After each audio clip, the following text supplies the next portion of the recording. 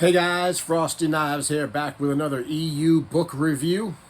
And we are on book 10, the last book in Jude Watson's Last of the Jedi series. We are on Reckoning, and this is the book that will wrap up the entire series.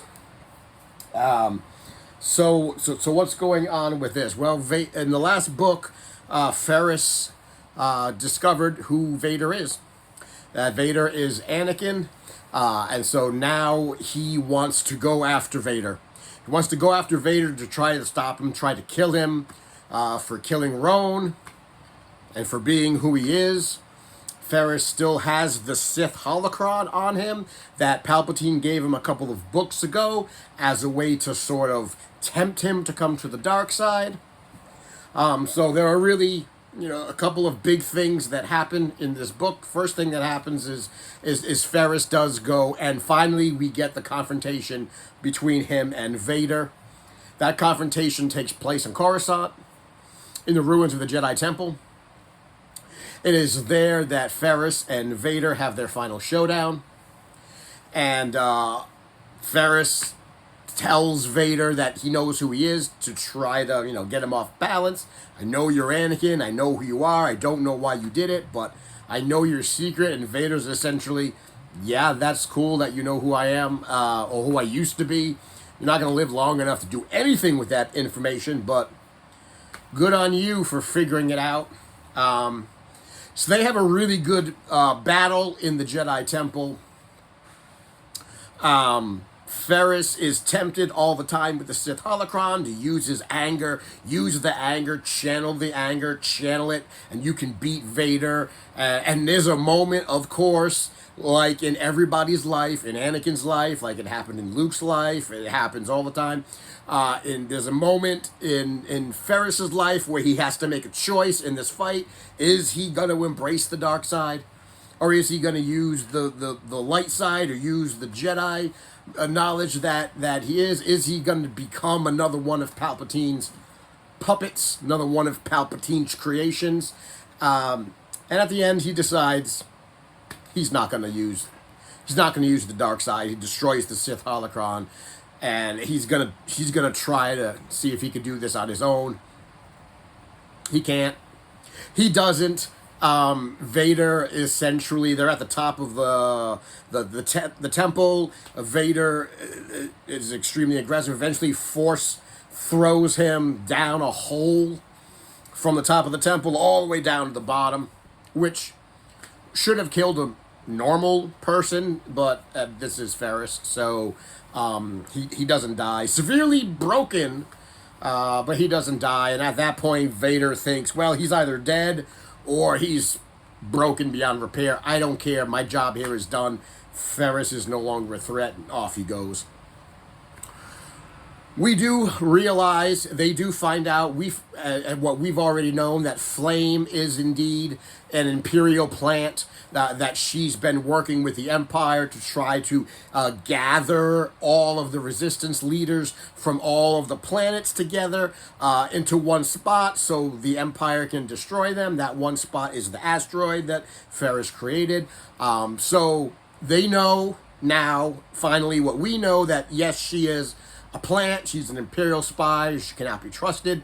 But what they didn't know, and what I didn't know, kind of a bit of a shock, a surprise, which is kind of nice, there was a second traitor. So in addition to Flame, there was a second mole in the camp that the Emperor and Vader had planted, who gave the Empire and who gave Vader the coordinates for where the asteroid was. So that was kind of a nice shock.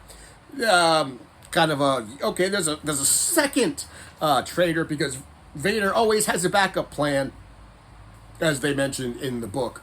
So Vader takes a Star Destroyer that's equipped with a prototype Death Star laser. The Emperor and Vader want to test the laser function will essentially become the Death Star laser to see how powerful it is. So this Star Destroyer is outfitted with, I'm assuming, a smaller version of what will become the Death Star laser, and they go to the asteroid, and Ferris realizes in his broken condition that there is a second traitor.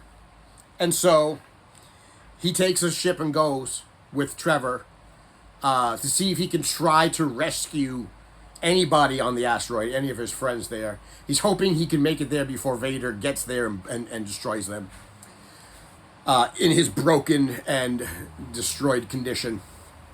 And so Ferris and Trevor get there just in time to watch Vader vaporize this entire asteroid. And with one blow, all of the resistance leaders from all of the different planets that have gathered, that were trying to coordinate and create a rebellion, vaporized, gone, destroyed. The only person who survived was Lune, because they knew, the people on the asteroid knew that Vader was coming. And on the asteroid, there was a ship that had one escape pod. And so they put Lune on the one escape pod and sent him out into space so that he would at least survive. So he's the only one who survived. And Vader destroyed and blew up that asteroid quite spectacularly. And just like that, the beginnings of the rebellion, gone. And now we have a much different Ferris. Now we have a broken, humbled man, both physically, mentally, and emotionally. Everything he tried to do, gone. All the friends that he made, gone. Everybody he's ever loved, destroyed. And that's pretty much how it ends. The only ones who survive are Trevor, Ferris, and Lune. They wind up giving Trevor a memory agent. They essentially wipe his memory. So everything that happened in the books that Trevor knew, they essentially erased his memory of that. So Trevor has no memory of anything that happened in the books. They did that as a way to protect him. And so Trevor went to live with Clive and Astri and Lune. And then they're just going to go hunker down and live their lives below the radar. And Dex and Curran and Keats, they also did survive, but they're down in the underground of Coruscant, way down. They're all hiding. And so Ferris finally realizes what we've all known from the beginning, is that Obi-Wan was right. You can't fight the Empire. You can't fight Vader. It's too early. It's too soon. They're consolidating power. They're sniffing out pockets of resistance. They're brutal. They're barbaric. You can't do it. Don't even try. That's why Obi-Wan sent everybody into hiding. Ferris finally learned that lesson. So he winds up going back to Tatooine, a broken man, broken character.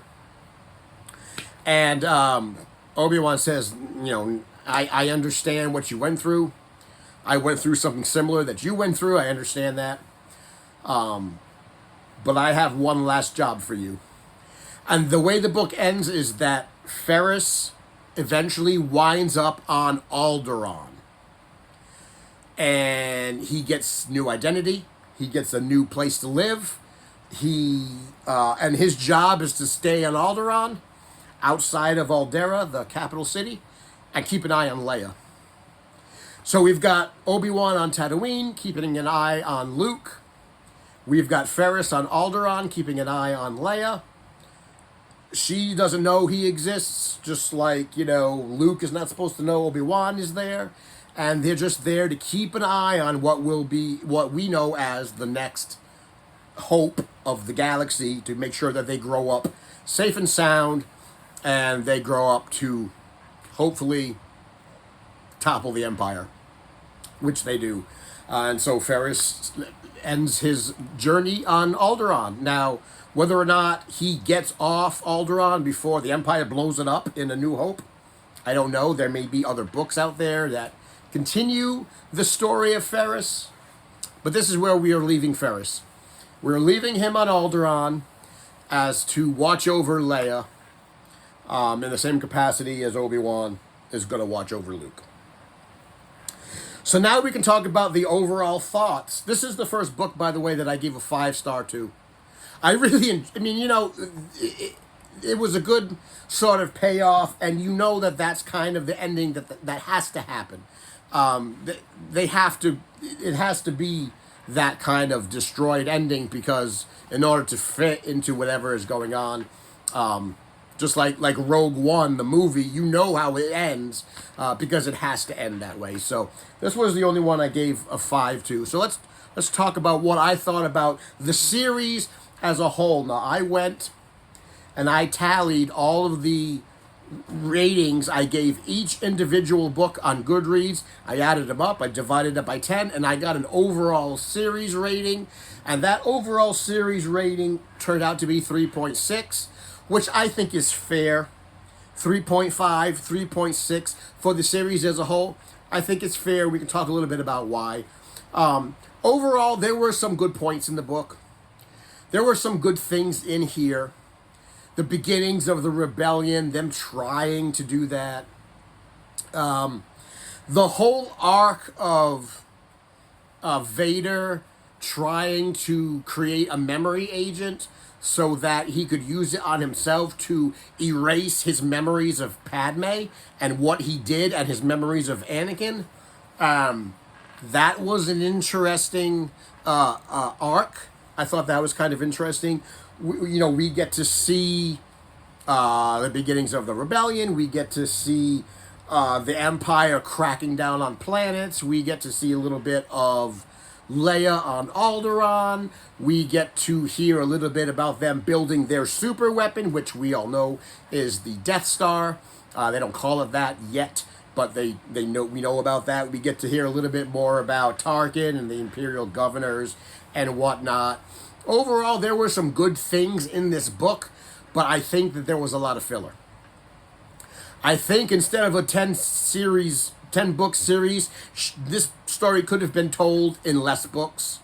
I think if it had been told in less books, maybe even half as many books, less books, but longer books, I think there would have been less filler. Some of the books in here, and some of the situations in here felt like filler. The whole shoehorning Boba Fett into this book in like book 1 or 2, that felt like filler.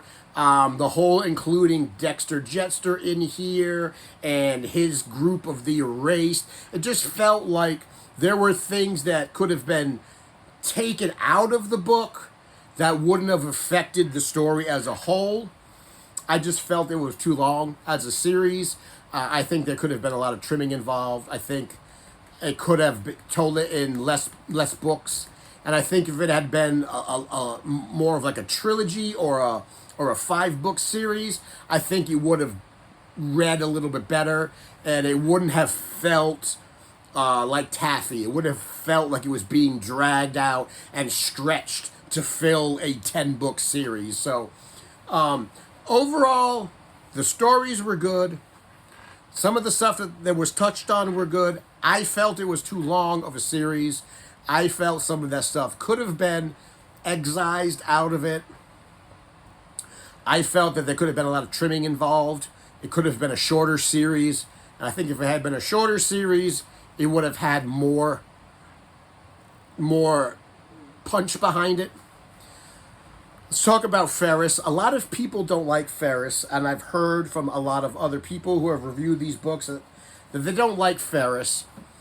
And I can see why a lot of people may not like Ferris, because in a lot of ways, Ferris is a Mary Sue. He's almost too perfect. Like, he was made to be the equal of Anakin, right? Like, this is Ferris Olin, and he was a perfect Padawan, and he was a perfect Jedi. He's a perfect thief. He has many friends. He has all these connections. He's handsome. He's smart. He's intelligent. He's the equal to Anakin in a lot of ways, and I don't buy that. Anakin is the chosen one. Anakin was the one who was born from the Force. I don't think there's really anybody that's meant to be on that level. So Ferris was just presented to us as too perfect of a character, right? He was always able to figure his way out of things. He was always able to face these situations where he should really have died, and then he didn't, and he survived. He was able to survive the fights with Vader. He was able to survive Imperial Jail twice. He was able to do all of these things, and it just felt in some ways to be a little unbelievable. Now, I guess the same can be said eventually about Luke. Same can be said about Rey. Same can be said about a lot of characters in the Star Wars universe, especially when we get further into the expanded universe. Is going to become a point in time where Luke becomes so powerful that nothing can touch this guy, right? He becomes this super Jedi, this super godlike being. So that's something that happens in the Star Wars universe with characters, especially main characters like Ferris, like Luke, and other people. I didn't quite resonate with Ferris the way I resonated with some of the other characters.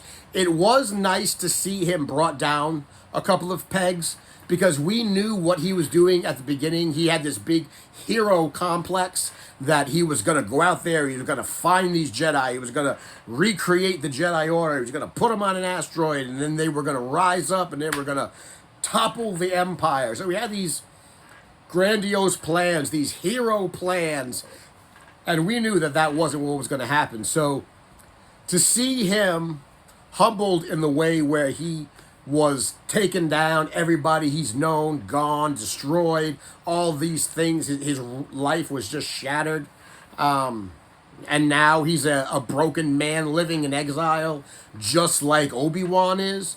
That gives, I guess, some depth to his character.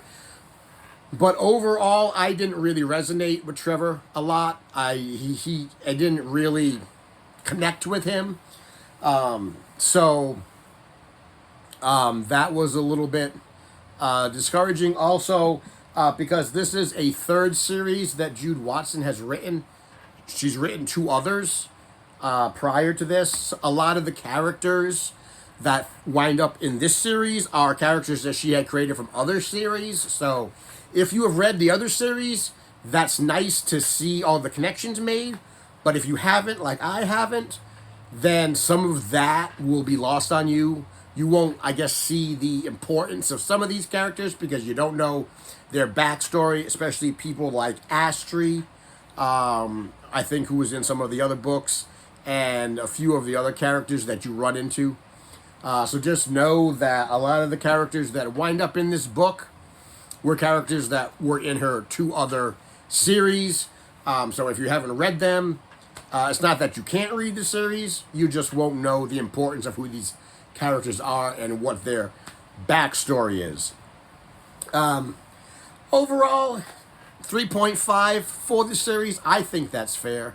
It was a decent read, sloggy at times, felt a little slow at times, definitely felt like there was a lot of filler in the series, definitely felt like it could have been trimmed a lot, but overall, I definitely felt like some characters that we've known from the regular movies have been shoehorned into the books. But overall, it was an okay read. It was a fine read. I would not run out and read it. I mean, I wouldn't run out to my nearest used bookstore to try to find copies of it. If you come across it at a good price and you want to complete your Star Wars collection, that's fine, I would think, but this is not something that I would recommend you need to run right out, find copies of to read it. Obviously, if you're a completionist, you're going to want to read it, but you don't have to read it. And you certainly don't have to read this series to understand the expanded universe going forward. It was a nice side trip we took, a nice look into Ferris's life. I'm glad it's over. I'm glad it's done with. It was interesting to read, but I am ready to move on from that subplot. So, the next book that we're going to be reading is the last book of Michael Reeves' trilogy, the Coruscant Nights trilogy, and this is going to be Patterns of Force.